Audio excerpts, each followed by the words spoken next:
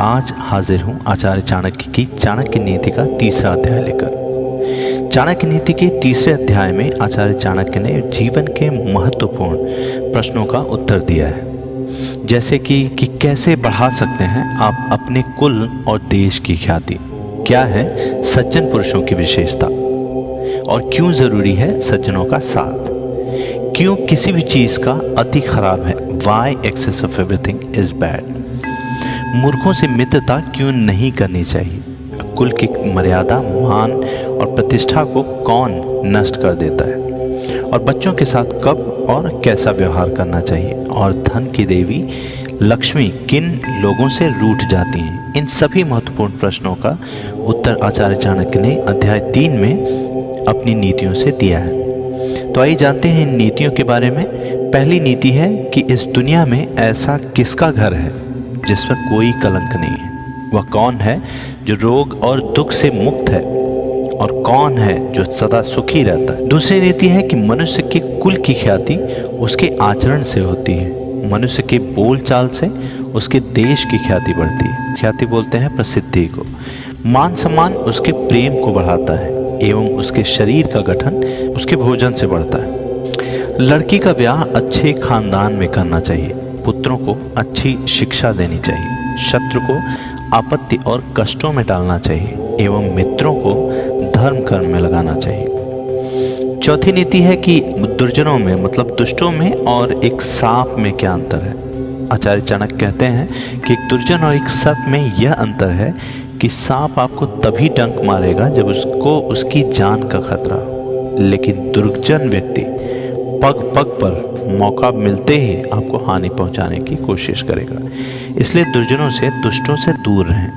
अगली नीति में वो बताते हैं कि राजा लोग अपने आसपास अच्छे लोगों को क्यों रखते हैं। कहते हैं कि राजा लोग अपने आसपास अच्छे कुल के लोगों को इसलिए रखते हैं क्योंकि ऐसे लोग ना ही स्टार्ट में, आरंभ में, ना ही बीच में और ना ही अंत में साथ छोड़कर जाते हैं। कहने का मतलब ये है कि जो सज्जन पुरुष होते हैं वो आपका साथ जीवन भर, चाहे आप मुश्किल में हो चाहे अच्छे वक्त में हो, आपका साथ नहीं छोड़ते हैं। अगली नीति में भी आचार्य चाणक्य सज्जन पुरुषों की विशेषता बतलाते हैं। कहते हैं कि जब प्रलय का समय आता है तो समुद्र भी अपनी मर्यादा छोड़कर या किनारों को छोड़कर तोड़ जाते हैं, लेकिन सज्जन पुरुष प्रलय के समान भयंकर आपत्ति और मुश्किल समय में भी अपनी मर्यादा नहीं बदलते, उनके गुण वैसे ही रहते हैं।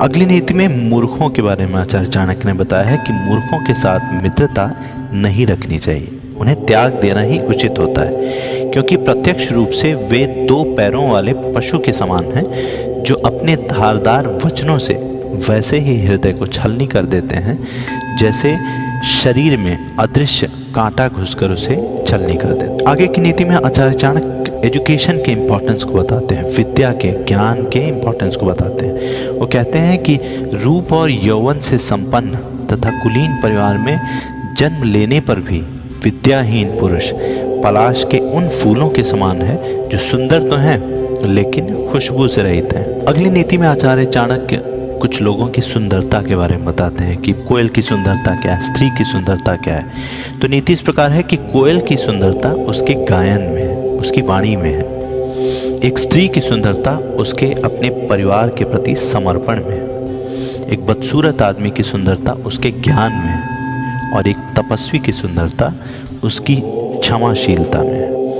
अगली 10वीं नीति में आचार्य चाणक्य बताते हैं कि कुल की रक्षा के लिए एक सदस्य का बलिदान दिया जा सकता है, गांव की रक्षा के लिए एक कुल का बलिदान दिया जा सकता है, और देश की रक्षा के लिए एक गांव का बलिदान दीजिए, और आत्मा की रक्षा के लिए देश का भी बलिदान दे सकते। अगली नीति में भी उन्होंने बताया है कुछ लोगों की विशेषता जो इस प्रकार है कि जो उद्यमशील है, मतलब जो हार्ड वर्कर हैं या जो लेबोरियस हैं, वो गरीब नहीं हो सकते। जो हरदम भगवान को याद करते हैं उन्हें पाप छू नहीं सकता है। जो मौन रहते हैं वो झगड़ों में नहीं पड़ते हैं, और जो जागृत होते हैं, जो जागते रहते हैं, वे निर्भय होते हैं। अगली नीति में excess of everything is bad की एग्जाम्पल्स को आचार्य चाणक्य ने बताया है कि क्यों अत्यधिक हर चीज़ में बुरा है। कहते हैं कि अत्यधिक सुंदरता के कारण सीता माँ का अपहरण हुआ था, अत्यधिक घमंड के कारण रावण का अंत हुआ था और अत्यधिक दान देने के कारण राजा बलि को बंधन में पड़ना पड़ा था। और इसलिए अति को हर जगह त्यागना चाहिए, अति सर्वत्र वर्जयेत्। फिर वो बताते हैं कि शक्तिशाली लोगों के लिए कौन सा कार्य कठिन है, व्यापारियों के लिए कौन सी जगह दूर है, विद्वानों के लिए कोई भी देश विदेश नहीं है, और मधुभाषियों के लिए, मतलब जो हमेशा प्रिय बोलते हैं, मधुर बोलते हैं, उनका कोई शत्रु नहीं। फिर अगली नीति में वे कहते हैं कि जिस तरह सारा वन केवल एक ही पुष्प एवं सुगंध से भरे वृक्ष से महक जाता है, ठीक उसी तरह एक गुणवान पुत्र ही पूरे कुल का नाम बढ़ा देता है। और इसी प्रकार वो एक कुपुत्र के ऊपर भी बोलते हैं कि जिस प्रकार केवल एक सूखा हुआ जलता वृक्ष संपूर्ण वन को जला देता है, सारे जंगल को जला देता है, ठीक उसी प्रकार से एक ही कुपुत्र सारे कुल के मान, मर्यादा और प्रतिष्ठा को नष्ट कर देती। नीति में भी आचार्य चाणक्य कहते हैं कि विद्वान एवं सदाचारी एक ही पुत्र के कारण संपूर्ण परिवार वैसे ही खुशहाल रहता है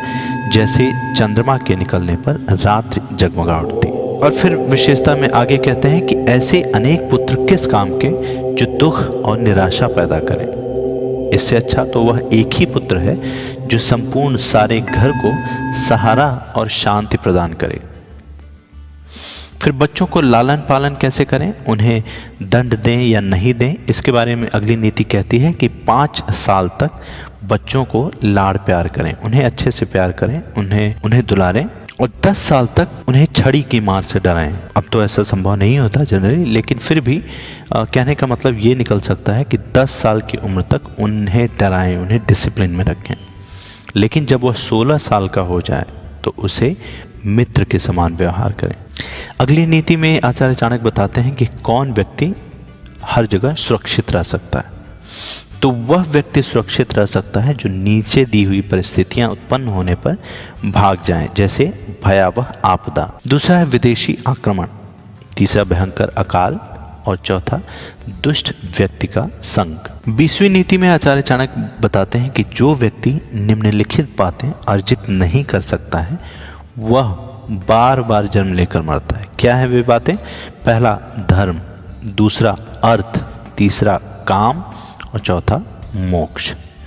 इन चारों को जो हासिल नहीं कर सकता वो बार बार जन्म लेकर भी मरता है। फिर 21वीं नीति में आचार्य चाणक्य कहते हैं कि धन की देवी लक्ष्मी वहाँ से स्वयं चली जाती हैं जहाँ मूर्खों का सम्मान होता है, जहाँ अनाज को अच्छे से भंडारण किया जा सकता है। तीसरा, जहाँ पति पत्नी आपस में लड़ाई नहीं करते। तो ये था आचार्य चाणक्य नीति के तीसरे चैप्टर का वीडियो।